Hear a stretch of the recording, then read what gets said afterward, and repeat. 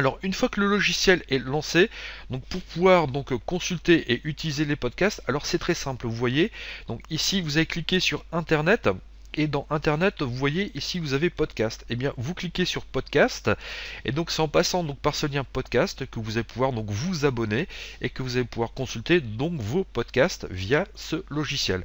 Alors vous voyez, donc ce que je vais faire, c'est que je vais faire un clic droit ici donc sur le lien podcast, et là donc en faisant clic droit, un menu contextuel va apparaître, et je vais cliquer ici tout simplement sur ajouter un podcast. En cliquant sur ajouter un podcast, donc une fenêtre ajouter un podcast va apparaître, et là, ce que je vais faire, c'est que je vais cliquer ici sur recherche iTunes. Et bien ce que je vais pouvoir faire, c'est que ça va directement me permettre d'aller donc rechercher dans la liste des podcasts Apple un podcast qui m'intéresserait. Donc tout à l'heure, vous voyez, on voulait donc écouter On va se gêner. Et bien je vais taper ici donc dans la zone de recherche On va se gêner tout simplement. Donc parce que donc je veux donc écouter les émissions de Laurent Ruquier. Une fois que j'ai tapé, donc je clique ici sur recherche.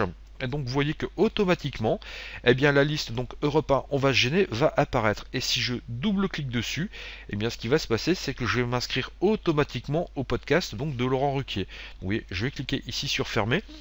Et la liste de tous les podcasts donc disponibles pour Laurent Ruquier va apparaître. Et vous voyez, le gros avantage, c'est que je n'aurai plus besoin d'aller sur le site d'Europe 1, je vais pouvoir donc consulter directement tous les podcasts donc depuis ce logiciel. Et si je veux donc par exemple écouter le podcast du 7 avril, je double-clique ici tout simplement sur On va se gêner, donc du 7 avril, et vous voyez que automatiquement je vais pouvoir donc consulter tranquillement le podcast sur mon ordinateur.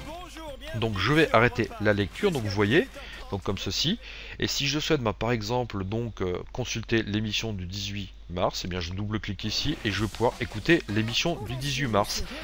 Le gros avantage donc d'utiliser Clémentine, c'est que je vais pouvoir m'abonner à plusieurs podcasts. Alors, je vais par exemple vouloir les consulter, les podcasts du Collège de France. Donc, comme je vous disais tout à l'heure, quelque chose de beaucoup plus sérieux. Et bien, ce que je vais faire, c'est que je vais refaire un clic droit ici sur podcast. Je vais cliquer sur ajouter un podcast.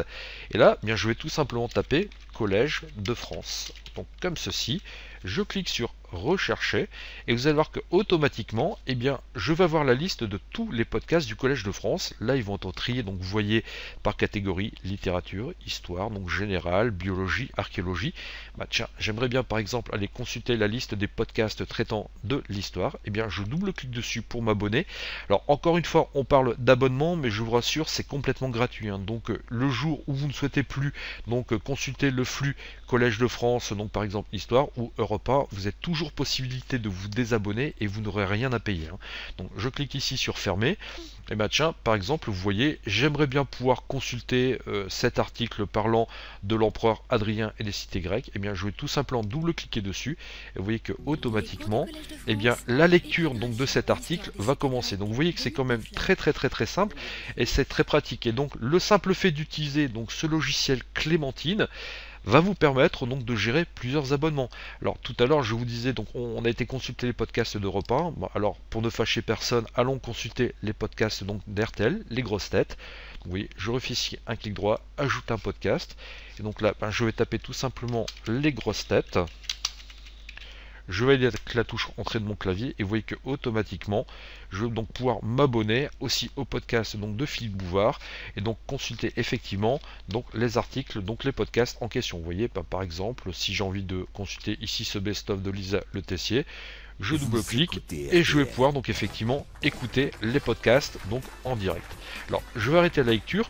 Donc vous voyez qu'il existe deux moyens de consulter donc les podcasts, de consulter ses émissions préférées. On peut soit se rendre directement sur le site donc de l'émission en question. Donc nous avons vu que nous pouvions aller sur le site de Europe 1 et consulter donc les podcasts. Donc ça ne nécessite pas l'utilisation de logiciels tiers, mais ça peut être parfois un peu contraignant, il peut y avoir un peu de publicité. Ou alors on peut très bien utiliser un logiciel tiers comme Clémentine, et le gros avantage de l'utilisation d'un logiciel tiers, c'est que ça va vous permettre effectivement de centraliser tous vos podcasts. Donc là vous voyez, en un seul endroit, je vais pouvoir consulter donc toutes les émissions que je souhaite consulter.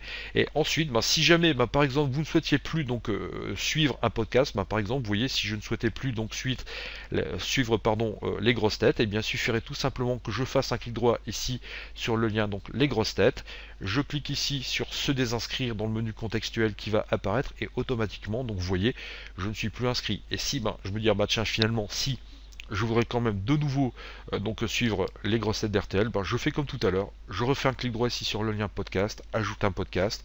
Donc il me suffit donc ici de taper le mot-clé, de cliquer sur rechercher et de recommencer la procédure d'inscription. Donc vous voyez que suivre ces émissions favorites grâce au podcast, ce n'est pas très compliqué. Et puis si jamais vous manquez de temps, ça peut donc vous permettre de rattraper le temps perdu et de ne manquer aucune de vos émissions. Alors là, nous avons vu comment suivre les podcasts sur son ordinateur, mais sachez qu'il est tout à fait possible d'installer des logiciels tiers qui vous permettront donc de suivre les podcasts sur vos tablettes, sur vos smartphones, afin de ne rater aucune de vos émissions favorites. Je vous remercie de votre attention et je vous dis à bientôt sur une prochaine vidéo formation. Au revoir.